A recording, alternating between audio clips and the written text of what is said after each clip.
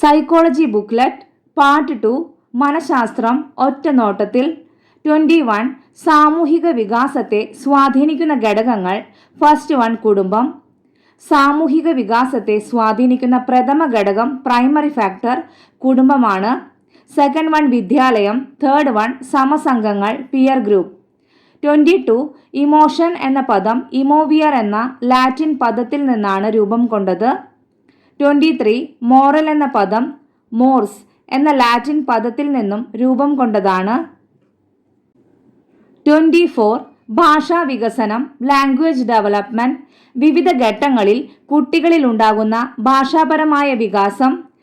2 തൊട്ട് 3 മാസം കൂജനം.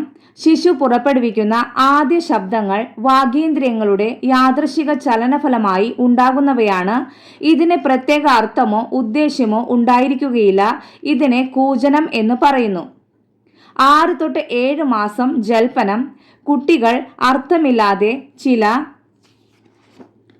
ശബ്ദങ്ങൾ കളിയുടെ രൂപത്തിൽ ആവർത്തിച്ച് ഉച്ചരിച്ചു കൊണ്ടിരിക്കും. ഇതാണ് ജൽപ്പനം. 12-ാം മാസം ആദ്യ പദം ഉച്ചരിക്കുന്നു. 15 തൊട്ട് 18 മാസം വാക്യം പറയുന്നു. 25 ഭാഷാ പഠനത്തിലെ ക്രമം ശ്രവണം, ഭാഷണം, വായന, ലേഖനം. അതായത് listening, speaking, reading, writing. 26th 1 ഭാഷണ വൈകല്യങ്ങൾ. ഫസ്റ്റ് 1 കൊഞ്ഞ ലിസ്പിംഗ്. സെക്കൻഡ് 1 അസ്പഷ്ടത സ്ലറിംഗ്. തേർഡ് 1 വിക്ക് സ്റ്റട്ടറിംഗ് ആൻഡ് സ്റ്റാമറിംഗ്. എന്താണ് സ്റ്റട്ടറിംഗ് എന്ന് നോക്കാം. ഒരു പദം ഉച്ചരിക്കുന്നതിന് മുമ്പ് കുട്ടി ചില അക്ഷരങ്ങൾ ആവർത്തിച്ചു പോകുന്നു. ഇതാണ് സ്റ്റട്ടറിംഗ്. സ്റ്റാമറിംഗ് ചില ശബ്ദങ്ങൾ യഥാസമയം ഉച്ചരിക്കാൻ കഴിയാതെ വരുമ്പോൾ അസ്വാഭാവികമായ മുഖചേഷ്ടകൾ വന്നു പോകും. ഇതിനെയാണ് സ്റ്റാമറിംഗ് എന്ന് പറയുന്നത്. അസ്പഷ്ടത സ്ലറിംഗ് ഒന്നിലധികം പദങ്ങൾ അസാധാരണമായി ഒട്ടിച്ചേരുന്നത് മൂലമുണ്ടാകുന്ന ഭാഷണ വൈകല്യമാണ് അസ്പഷ്ടത. 27 പഠന വൈകല്യങ്ങൾ ലേണിംഗ് ഡിസബിലിറ്റീസ്.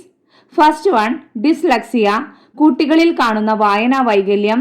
സെക്കൻഡ് 1 ഡിസ്ഗ്രാഫിയ കുട്ടികളിൽ കാണുന്ന എഴുത്ത് വൈകല്യം. തേർഡ് 1 ഡിസ്കാൽക്കുലിയ ഗണിതക്രിയകൾ ചെയ്യാനുള്ള വൈകല്യം.